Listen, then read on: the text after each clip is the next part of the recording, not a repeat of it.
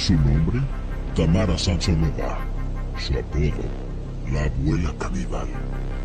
Esta es una de las historias más estremecedoras en los años recientes de la crónica negra mundial. Tamara Samsonova nació el 5 de febrero de 1947 en la ciudad rusa de Uzur.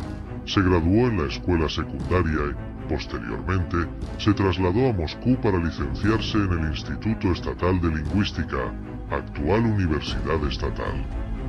Una vez terminada la carrera, se mudó a San Petersburgo, donde conoció al que fue su marido, Alexei. La pareja se casó a principios de los años 70 y establecieron su domicilio en la calle Dimitrov, en los suburbios de la ciudad. Gracias a su facilidad para los idiomas, Tamara llegó a trabajar en una agencia de viajes, aunque su carrera profesional la ejerció en el Hotel Europeiskaya, uno de los establecimientos de 5 estrellas más emblemáticos de San Petersburgo. Ni sus compañeros, amigos ni tampoco vecinos sospecharon jamás de la personalidad un tanto siniestra de la mujer. Todos la recordaban como una persona cariñosa, amable, simpática, con buen corazón, aunque con unos hobbies algo lúgubres. Tamara era una fanática de los horóscopos, la astrología y la literatura sobre magia negra.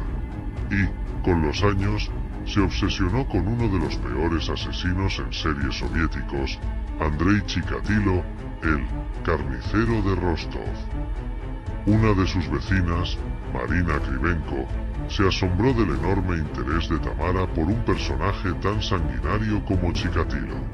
Y, aunque aseguró que Samsonova coleccionaba información de él y le gustaba comentar la forma en que el Chikatilo cometió sus homicidios, la residente nunca creyó que aquella afición por los serial killers la acabaría convirtiendo en uno de ellos.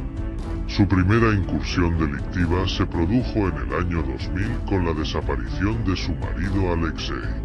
Pese a que los familiares del hombre denunciaron los hechos e insistieron a la policía en su búsqueda, la esposa aseguraba que él se había fugado con otra mujer y que jamás regresaría. Las autoridades creyeron su versión de los hechos y dieron por cerrada la investigación. Con la supuesta fuga del marido, Tamara decidió alquilar una habitación en su casa. Pero lo que empezó como una forma de tener compañía y de ganar un dinero extra, terminó convirtiéndose en la excusa perfecta para asesinar a sus inquilinos. Uno de ellos, Volodya, fue mutilado y descuartizado en el baño, pero nunca se localizaron sus restos. Lo mismo sucedió con otro hombre, Sergei, al que también desmembró y arrojó en la calle, aunque en esta ocasión sí se encontró su cuerpo en 2003.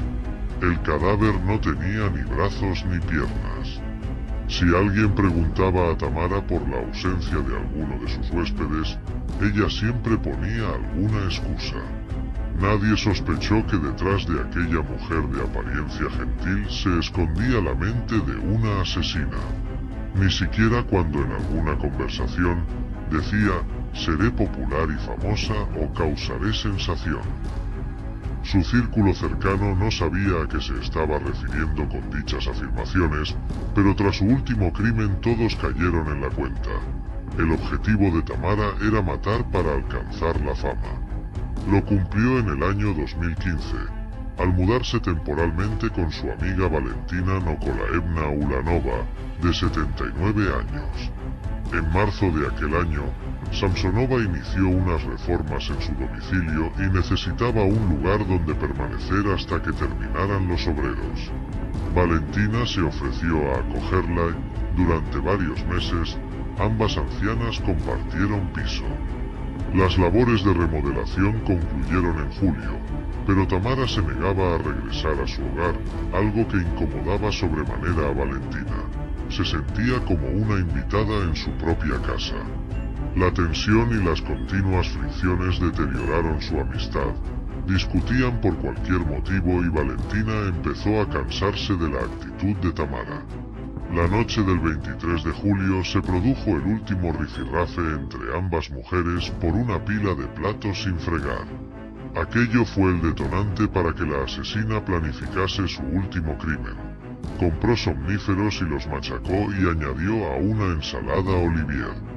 Después, se cercioró de que Valentina cenaba el plato y se fue a dormir. Hacia las 2 de la madrugada, Tamara regresó a la cocina y se topó con su amiga tirada en el suelo. Aunque la mujer todavía estaba viva, la anciana inició una sanguinaria matanza. Cogió una sierra y empezó a desmembrar el cuerpo de Valentina. Primero le cortó la cabeza y las manos, lo sirvió en una olla, y luego procedió a mutilar el resto del cadáver.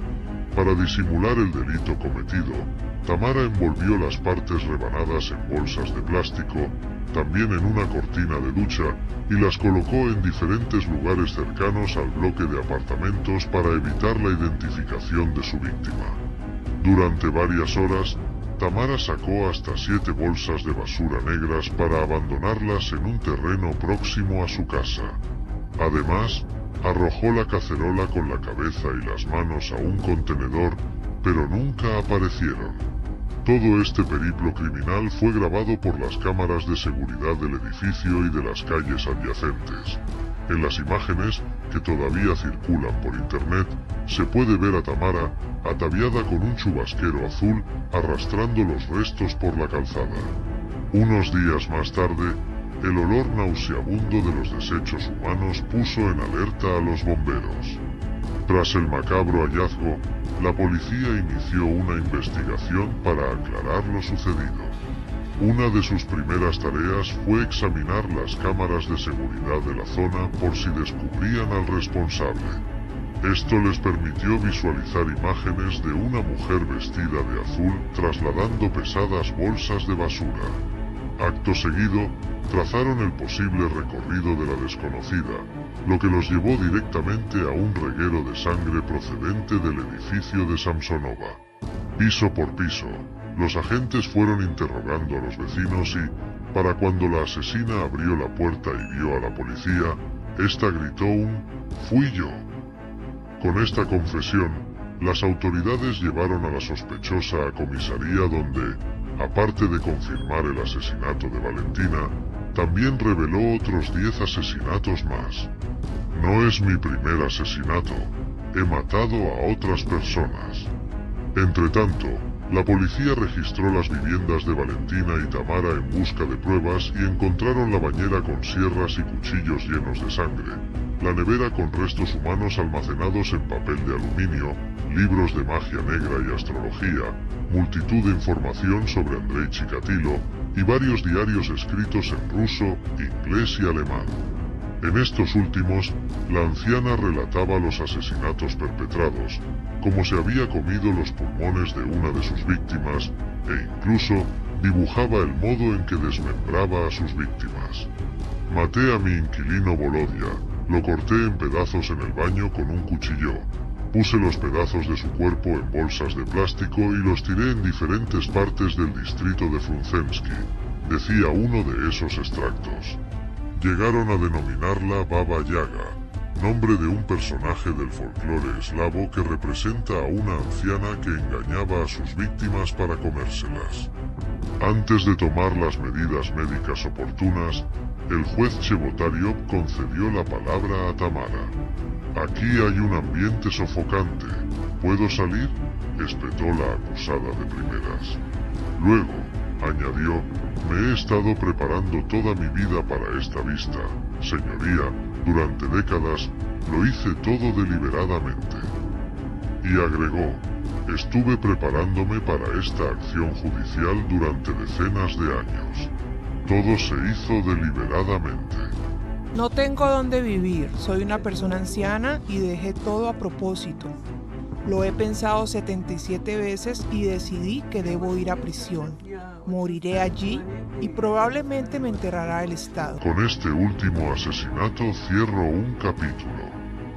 Por su parte, el magistrado respondió, «Me han pedido que la arreste, ¿qué piensa?». A lo que ella le contestó, «Usted decide, señoría. Después de todo, soy culpable y merezco un castigo». «Me persigue el espíritu de un maníaco que me fuerza a matar», le dice a los periodistas.